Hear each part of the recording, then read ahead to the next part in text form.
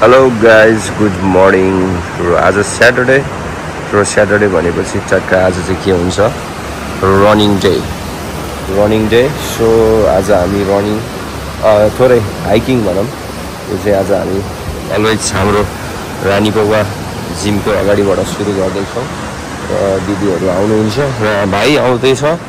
So म चाहिँ एकदमै फास्ट आइसकेको छु है। मेरो सब रेडी भइसकेको छ तर अरूहरू चाहिँ आएको छैन र म कुरिरहेको छु। कति बेला आउँछ है त, लेट्स सी।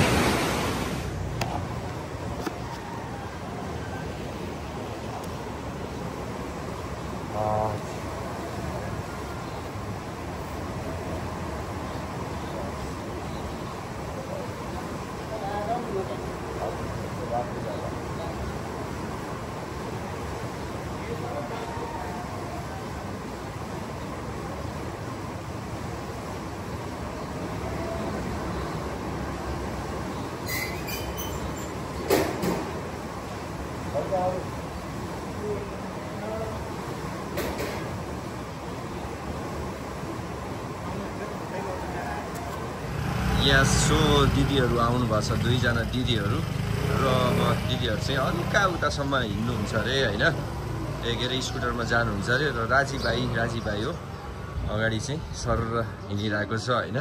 सो हाम्रो वाकिङ चाहिँ आज सुरु भइसकेको छ। राजी भाइको लागि मैले यत्रो धेरै ग्याजेट चाहिँ ल्याइदिएको थिएँ तर राजी भाइले खै यो ह्यान्डओभर गर्दै गरेन है। सो मैले आफैले झोला नि बोक्न पर्यो, बक्स छ यहाँ, क्यामेरा नि बोक्न पर्यो, यस्तो छ।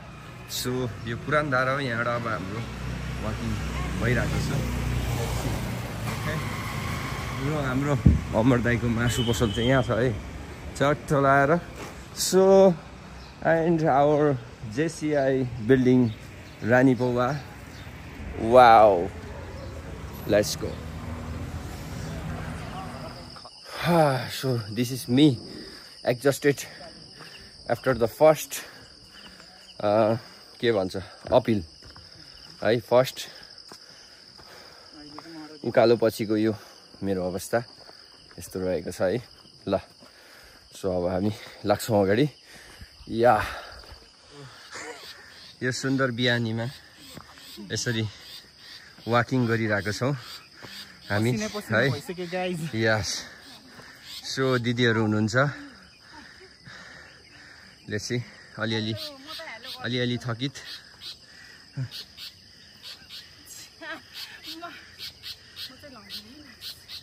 यस, ओ हाम्रो दिदी हुनुहुन्छ।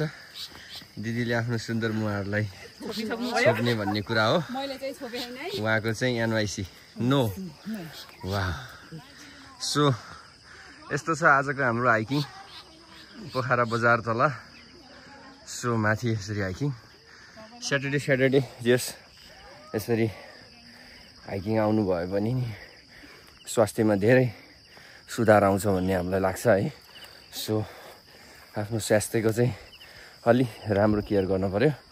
सो स्वास्थ्यको लागि हिँडौँ भन्ने चाहिँ हाम्रो मेन आजको उद्देश्य होइन दिदी हो।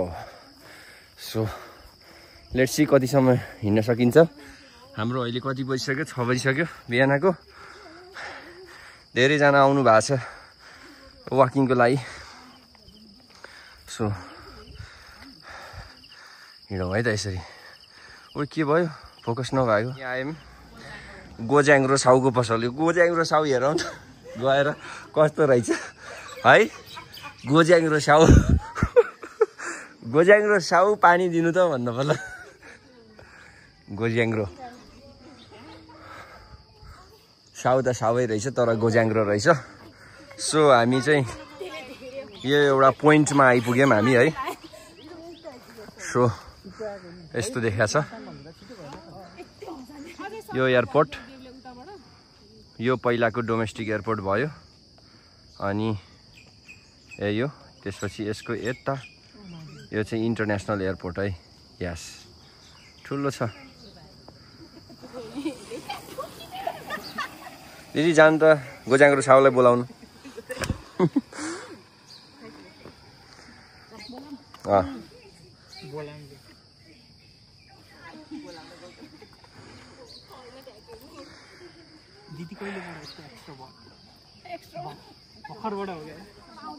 सो हाम्रो चाहिँ यो काउँ डाँडाको यो के स्कुल भन्छ है यो के समथिङ के भन्छ कि समथिङ त्यहाँबाट चाहिँ ठ्याक्कै यताबाट चाहिँ अब हाम्रो काउँ डाँडा जाने मेन बाटो भयो। सो यो चाहिँ हाइकिङ गर्नेको लागि एकदमै बेस्ट यो भर्याङको बाटो सही छ। सो हामी लाग्छौँ होइन दिदी? ल कस्तो भइरहेछ दिदी अनि आजको हाइकिङ हाम्रो? दामी भइरहेछ है।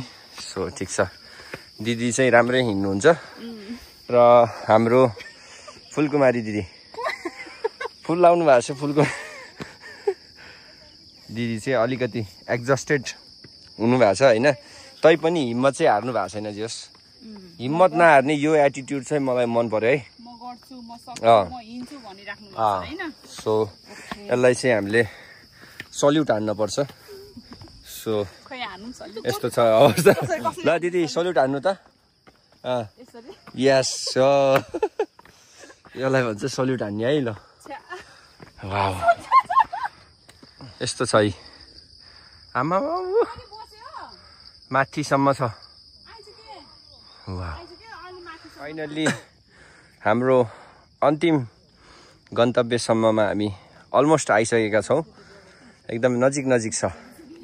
सो यहाँबाट चाहिँ यस्तो यो हाम्रो यता चाहिँ पोखराको मेन सिटी देखिन्छ भने यतातिरको यो डाँडा चाहिँ विजयपुर डाँडा है। अनि ऊ त्यो चाहिँ के हो थाहा छ? दिदी ऊ त्यो के हो त्यो डाँडा?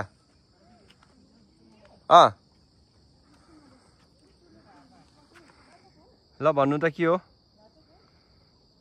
के अरे? लाचो घाचो के त हो र?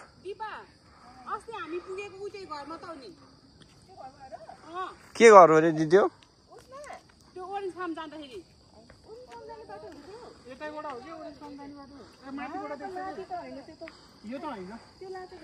सो यो चाहिँ विजयपुर डाँडा हो दिदी हो कि आर्बा हो साँच्ची? यो आर्बा डाँडा। यो चाहिँ काउँ डाँडाको होमस्टे है। सो तपाईँहरू काउँ डाँडातिर आउनुभयो भने यहाँ होमस्टेमा बस्न सक्नुहुन्छ। र आज हाम्रो स्थिति दिदीको स्थिति हेर्दाखेरि हामी नि होमस्टेमै बस्नुपर्ने जस्तो त आयो है। त्यही नि बिहान क्या फेरि 6 बजे के हत्तेरिका यस। सो यहाँबाट अलिकति माथि अनि हामी टप अफ द आजको टप अफ द माउन्टेनमा पुग्छौँ है। सो रमाइलो भइरहेछ। बिहान साइकलमा आउनु भएको छ दाजुहरू टक्क। यो छ अवस्था। यस। अनि फुलकुमारी दिदीको खबर के छ? कस्तो भइरहेछ हजुरको? कस्तो भइरहेछ हजुरहरूको?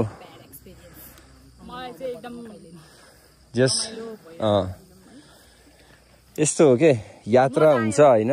गन्तव्यमा पुगेपछि त्यो कष्टहरू चाहिँ हामी भुल्छौँ नि लाइफमा पनि। त्यस्तै हो कि यो पनि है। गन्तव्यमा पुगेपछि चाहिँ हामीले यो सबै त्यो रमाइलो त्यो पीडालाई देखेर होइन। सो यो चाहिँ होटल 24 किङडम। यहाँबाट अफरोड जानुपर्छ हाम्रो दिदीको होटल रेस्टुरेन्ट है। 2400 राज्य त माथि छ, 2200 राज्य चाहिँ तल है।